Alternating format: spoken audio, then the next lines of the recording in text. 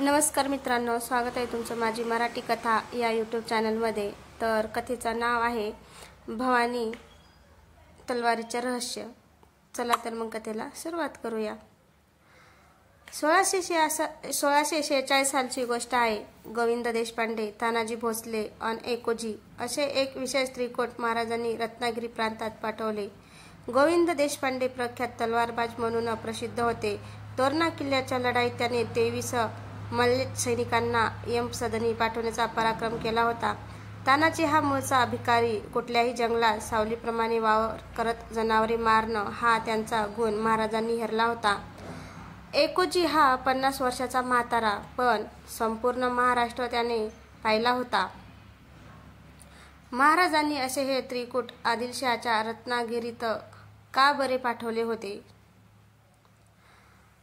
भाल्या खवीस ह्या महाभयानक डाकूने महाराष्ट्रात चांगलेच नाव कमविले होते। अनेक धनिकांना आणि गरिबांना लुटत हा डाकू महाराष्ट्रभर आपली दहशत पसरवत होता। ह्याच्या टोळीत मुले आणि महिला सुद्धा होत्या। असा हा भल्या खवीस रत्नागिरीत पोहोचलाय अशी बातमी हेरांनी महाराजांना दिली होती। भाल्याच्या टोळीवर हल्ला केला तर त्यांना खजिना आणि मुलुखांच्या जनतेची दुवा सुद्धा मिळेल हा महाराजांचा मनसुबा होता। सुमारे 20 लोकांच्या ह्या टोळीवर नजर ठेवावी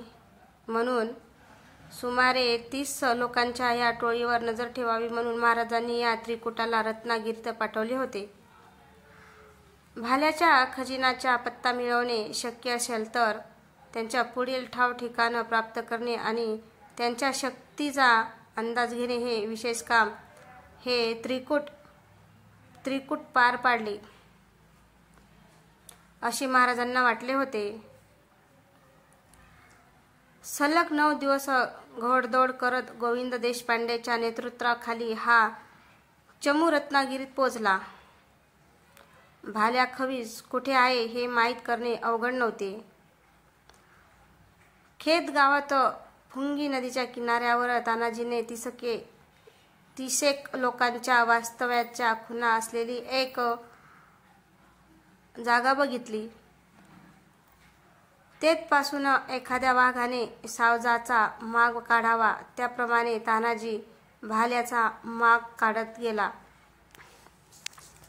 रत्नागिरी शहराच्या वेशीवर आदिशक्ती देवीचे भग्न मंदिर होते। त्यामागे जिथे कोणीच माणूस फिरण्याची छाती करत नसे अशा एका देवराईत भाल्या आपला तळ ठोकून आहे असा कयास तानाजीने केला। संध्याकाळचे 4 वाजले होते। सूर्यास्त अजून अवकाश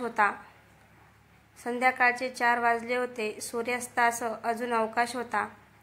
भाल्याचा तळ बघून नक्की किती माणसे आहेत, बरोबर काही खजिना वगैरे आहे का इत्यादी माहिती काढून घेण्यासाठी देशपांडेंनी तानाजीला देवराईत जाण्याचा आदेश दिला।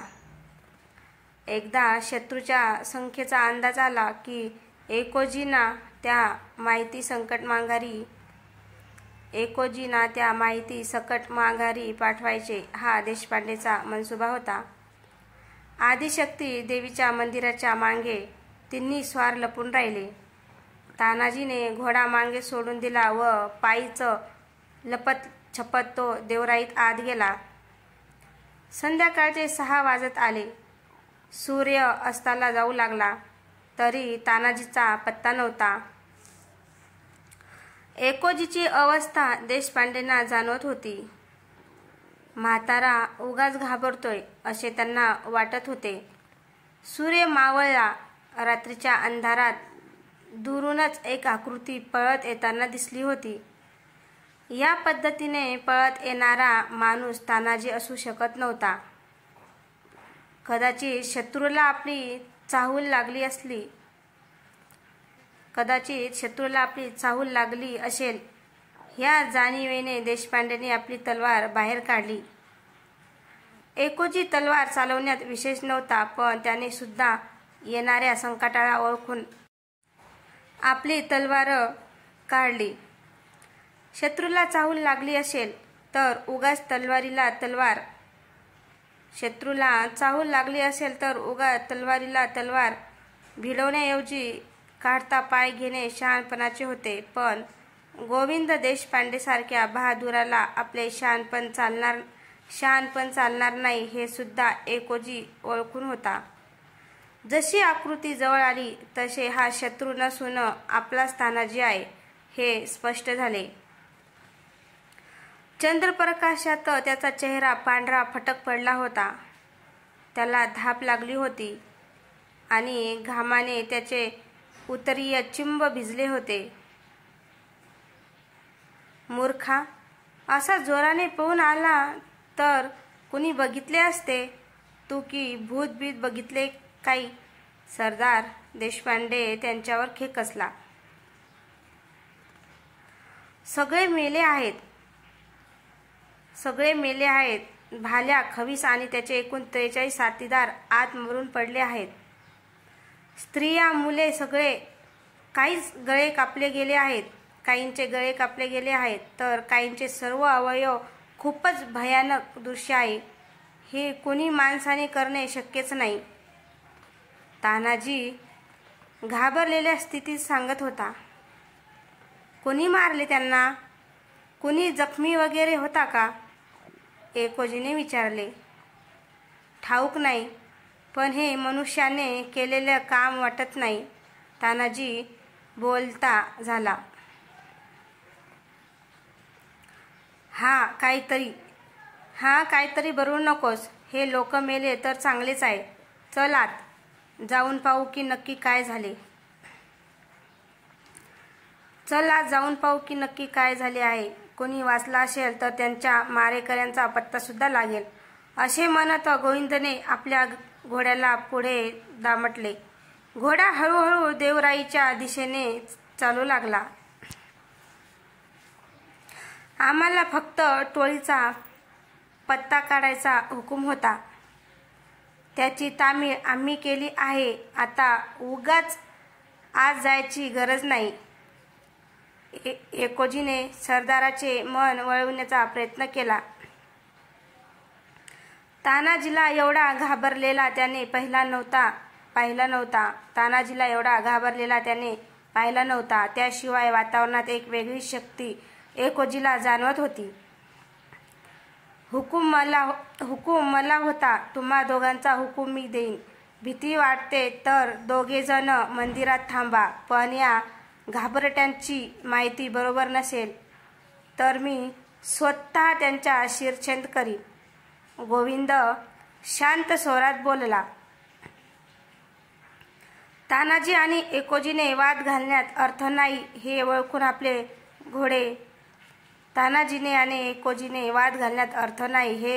आपले घोडे आपल्या सरदाराच्या मागे चालविले. देवराईची झाडे फार जुनी होती. घोड्यांना जाण्यासाठी फारच छोटी वाट होती. वातावरणात एक विशिष्ट प्रकारचे धुके दाटले होते. घोडे जंगल आणि दऱ्याखोऱ्यातून प्रवासासाठी खास पद्धतीने तयार केले होते. पण या देवराईमध्ये घोडे पुढे जाण्यास कचरत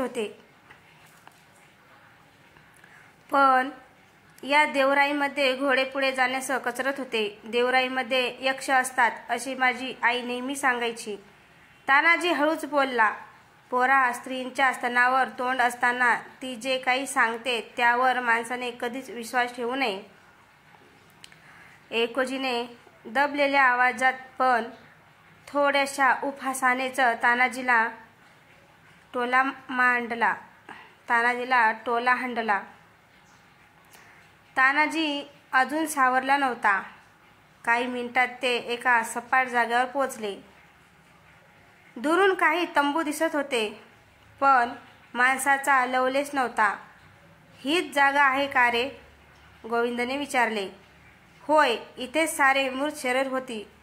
मग मला का बरे दिसत नाहीत? एकोजीने विचारले. तिघे जण घोड्यावरून उतरले. पायी चालत तंबूजवळ गेले. कुठेही माणसे दिसत नव्हती. इथेच तर होती सगळी शरीर.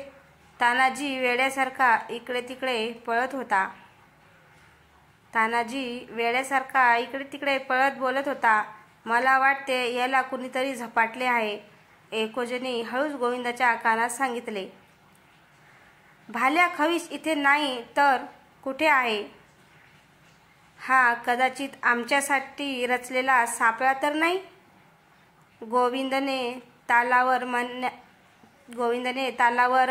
मनातून बाहेर काढत एकोजीला प्रश्न केला. नेहमी एकदम आत्मविश्वासाने बोलणाऱ्या आपल्या सरदाराच्या मनात काहीतरी शंका उत्पन्न झाली आहे हे एकोजीने ताडले. त्याने सुद्धा आपली तलवार बाहेर काढली का कुणास ठाऊक, पण आज आपण ह्या देवराईतून जिवंत बाहेर जाणार नाही असं त्याला मनातून वाटायला लागलं. तानाजी इकडे तिकडे वेड्यासारखा पळत होता. एका ठिकाणी साप चावल्यासारखी त्यांनी उडी मारली. नंतर वाकून काहीतरी उचललं. गोविंद आणि एकोजी पळत त्याच्या जवळ गेले. तानाजीच्या हातात रक्ताने वथमलेली आतडी होती. मातीत मिसळून त्याचा रंग तपकिरी झाला होता, पण रक्त ताजे होते. तिघांनी भयानेच एकमेकांकडे पाहिले. त्या क्षणी त्यांच्यात वय, हुंदा इत्यादी काही फरक नव्हता. जणू काही भय ह्या एका दुव्याने तिघेही जण एकत्र बांधले गेले होते. पण तानाजीने डोळे अचानक बदलले. आपल्या मागे कुणीतरी आहे ही जाणीव गोविंदला झाली व त्याने मागे वळून बघितले. 7 फुटाची एक आकृती पुढे आली. तिघेही काही करतील या आधीच त्या माणसाचा हात फिरला व एकोजीचे शिर क्षणार्धात धडा वेगळे झाले. सगळीकडे रक्ताचा सडा पडला. तानाजी भीतीने पूर्णपणे थिजला होता, पण गोविंद देशपांडे घाबरण्यापैकी नव्हता. त्या आकृतीचा पुढील वार गोविंदने आपल्या तलवारीने सहज पेलला. गोविंदने मागे उडी घेतली व आपल्या शत्रूचा अंदाज घेतला. हा माणूस भाल्या खवीस नव्हता. तोंडावरून तर हा माणूस 100 वर्षाचा म्हातारा वाटत होता, पण अंगातील ताकद महामानवी होती. त्वचा थोडी निळसर होती व अंगावर काहीही वस्त्र नव्हते. गोविंदने त्याची तलवार निरखून पाहिली. गंज लागलेल्या जुनाट तलवारीसारखी ती तलवार वाटत होती, पण मागच्या वारात ती तलवार अजिबात जुनी वाटली नव्हती. ताकदीच्या बाबतीत आपला पडाव जास्त वेळ लागणार नाही हे गोविंदने ओळखलेले होते. सर्व हिंमत पणाला लावून गोविंद वेगाने आपल्या शत्रूवर चालून गेला. काही क्षणात चारी बाजूने तलवारीचे प्रहार करीत गोविंद चारी दिशांत फिरत होता. कुठल्याच माणसाला अशा वेगांत फिरताना तानाजीने बघितले नव्हते, पण गोविंदचा प्रत्येक वार त्या महामानवाने सहज झेलला. पुढच्या क्षणी गोविंदाची तलवार त्यांच्या गळ्याला चाटून गेली. पण ती त्याचीच चाल होती. आपल्या दुसऱ्या हाताने त्याने गोविंदाचे केस पकडले होते. पुढच्या क्षणी गोविंदाचा तलवार पकडलेल्या हा शरीरापासून वेगळा झाला. वेदनेने गोविंदाचा आक्रोश सुरू झाला. मृत्यू समोर दिसून गोविंद आपल्या गुडघ्यावर बसला. त्यानंतर तानाजीच्या डोळ्यासमोर गोविंदाचा सुद्धा शिरच्छेद झाला. पुढे काय झाले तानाजीला समजले नाही. त्याला जाग आली तेव्हा तो एका बैलगाडीच्या मागे होता. त्याचे हात पाय बांधलेले होते. त्याने हलके डोळे उघडून पाहिले तर तर महाराजांचे मावळे बाजूला घोड्यावर चालत होते. तर मित्रांनो, तुम्हाला ही कथा कशी वाटली? कथा आवडल्यास लाईक, कमेंट, शेअर करायला विसरू नका. तसेच आपल्या चॅनलवर कोणी नवीन असेल तर चॅनलला सबस्क्राईब करा. धन्यवाद.